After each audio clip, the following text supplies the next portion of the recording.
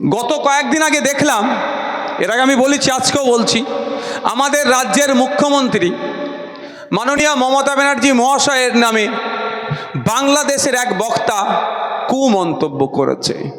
আমার সাথে মমতা ব্যানার্জির রাজনৈতিক মতপার্থক্য আছে, থাকবে, কারণ মমতা ব্যানার্জি চোরগুলোকে প্রশ্রয় দিয়েছে আর আমরা চোর মুক্ত সমাজ ব্যবস্থা চাইছি।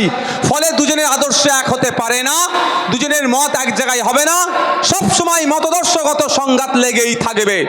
কিন্তু end of the day Mamata Banerjee আমাদের মুখ্যমন্ত্রী, আমাদের রাজ্যের মুখ্যমন্ত্রীকে নিয়ে যে বাজে মন্তব্য বাংলাদেশের এই বক্তা করেছে, আমি পশ্চিম বাংলা থেকে, ভারতবর্ষ থেকে বাংলাদেশের এই বক্তাকে ধিক্কার নিন্দা জানাচ্ছি।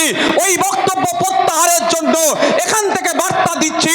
সাথে সাথে আমার ভারত সরকারকে বলছি, আপনি বাংলাদেশের ইন্টেরিয়াম গভর্নমেন্টের মাধ্যমে ওই বক্তার কাছ থেকে জবাবদিহি করুন।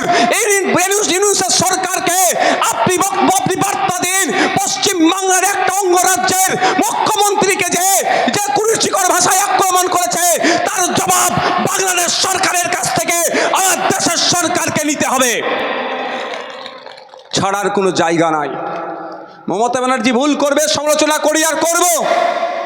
ইভেন আমরা কি বলি, সমস্ত চোরেদেরকে প্রশ্রয় মমতা ব্যানার্জি দিচ্ছে, কিন্তু ব্যক্তিগত পরিসরে গিয়ে তাকে আক্রমণ করবে আমরা মেনে নিতে পারি না।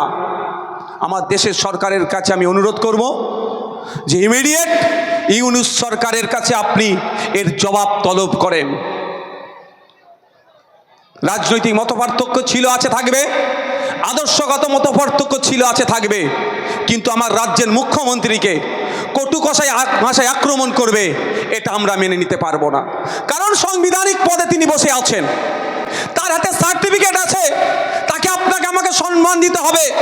আপনি আমি যদি সংবিধানকে ভালোবাসি, আপনি আমি যদি সংবিধানকে মেনে চলি, সংবিধানকে সম্মান দিতেই হবে।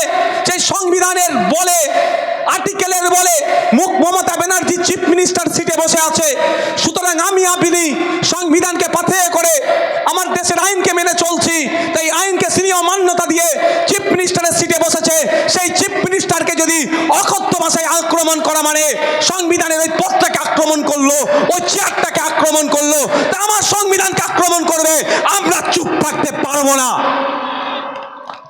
তাই ভারত সরকারের কাজ হবে ইমিডিয়েট জবাব তলব করা।